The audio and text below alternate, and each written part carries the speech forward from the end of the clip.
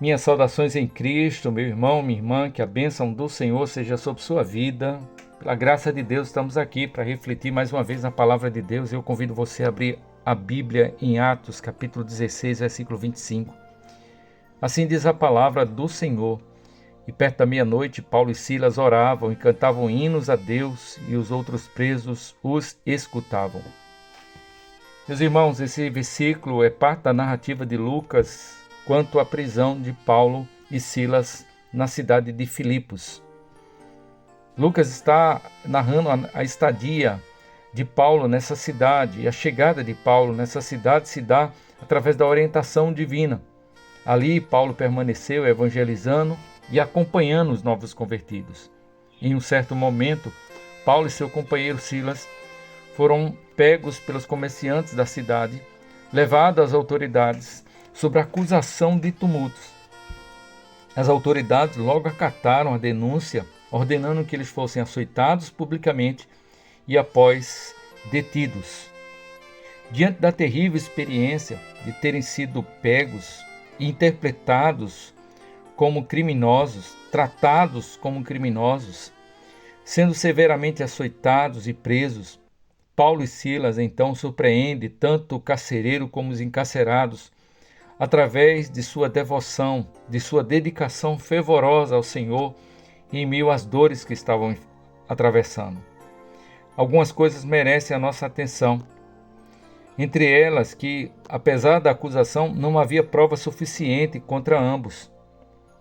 Eles não haviam cometido um crime real, e sim um suposto crime de tumultuar a cidade.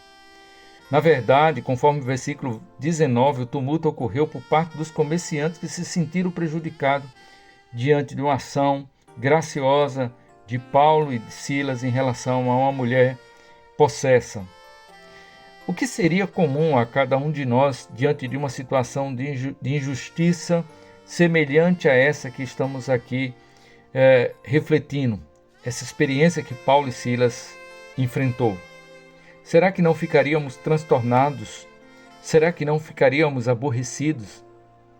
Acaso não seria razão suficiente para Paulo e Silas estarem intrigados, pensativos, sem dar uma só palavra? Eles estavam cumprindo uma missão, e diante dessa missão eles foram mal interpretados, e naquele momento estavam sendo tratados como criminosos. Meus irmãos, eles foram espancados antes de serem julgados pelo tribunal. Conforme as leis romanas, isso não poderia acontecer a um cidadão romano sem antes que ele passasse pelo tribunal.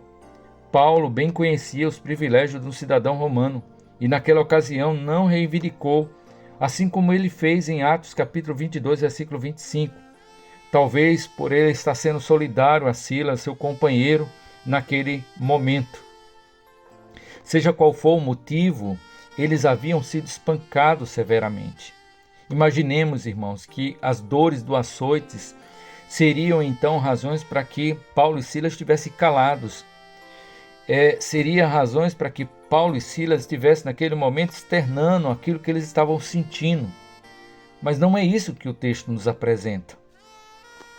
Não negamos que Paulo e Silas tenham sentido as dores daquela experiência tão amarga, tanto a experiência comportamental como a experiência que eles viveram na prática no seu corpo.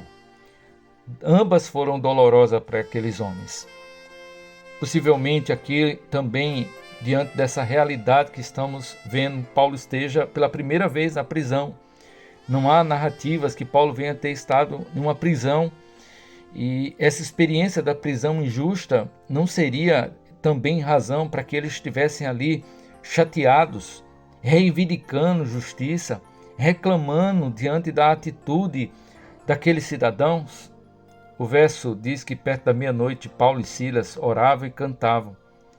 Imagine, irmãos, diante da acusação, diante do espancamento, diante da prisão injusta, imaginemos o que Paulo naquele momento e Silas humanamente desejariam.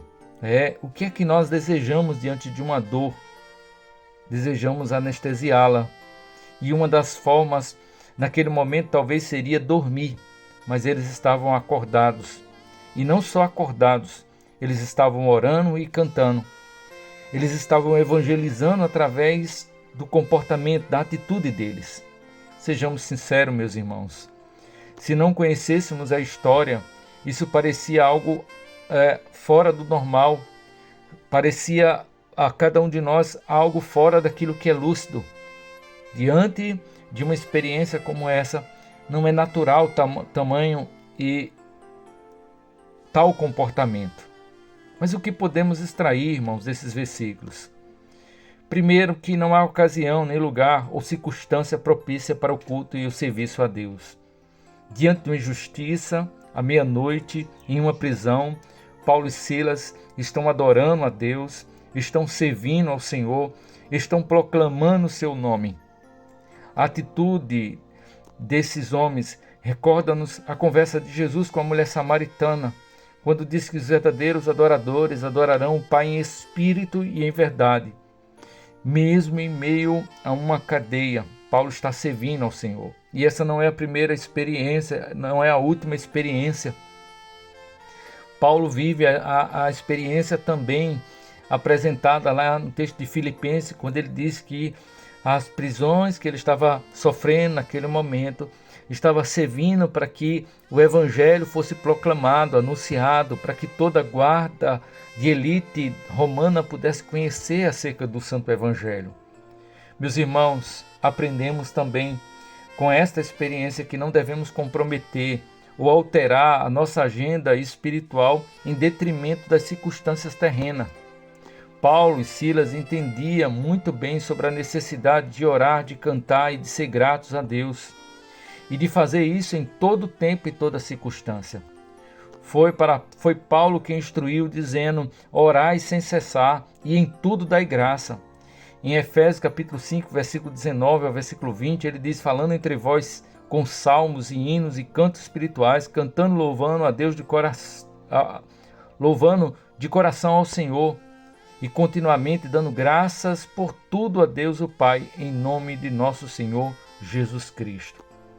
Quem de nós, irmãos, não lembramos também do exemplo de Daniel, diante das injustiças que Daniel estava enfrentando, diante das ameaças que ele estava enfrentando, Daniel não muda a sua agenda, ele continua sendo perseverante, buscando ao Senhor, conforme aquilo que ele já estava habituado a fazer. Não mude sua agenda diante das adversidades, das circunstâncias do presente momento que você está enfrentando. Seja leal ao Senhor, continue sendo fiel ao Senhor, continue sendo dedicada ao nosso Deus. Terceira e última reflexão que eu quero trazer para cada um de nós em relação a esta experiência é que as instituições ou pessoas elas podem ser injustas conosco.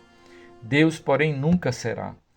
Mesmo que Ele permita que assim seja, irmãos, Ele sabe o que está fazendo.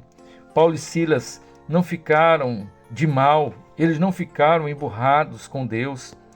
Eles podiam não compreender plenamente o que estava acontecendo, mas eles sabiam que o Senhor estava utilizando aquele momento para a glória dele e para a edificação de sua igreja.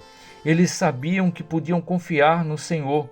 Recordemos, irmãos, o exemplo de José, o exemplo de Jó, o exemplo de Davi, homens, queridos, que viveram experiências terríveis em sua caminhada, mas suas experiências hoje servem de estímulos, de encorajamento para a vida dos salvos nos dias atuais. Eu quero fechar essa reflexão com algumas aplicações que julgo ser importante. Adore a Deus independente da situação.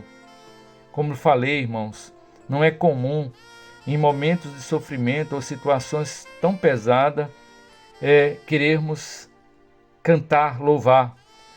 O comportamento mais comum é ficarmos de boca fechada, é querer escapar, é querer fugir de tais situações. Não queremos sentir dor e, se pudéssemos, sairíamos dela imediatamente. Mas compreenda, em meio às dores de sua caminhada, a graça de Deus ela é suficiente. Deus está ali ao teu lado para te ajudar a passar e enfrentar todas as dificuldades.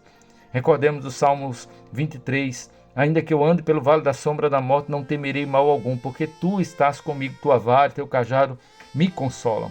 A presença de Deus é suficiente em nossas vidas, portanto, adore ao Senhor, independente da situação. Não olhe para a circunstância, não se detenha nas ocasiões ou circunstâncias do momento. Adore o Senhor em todo o tempo.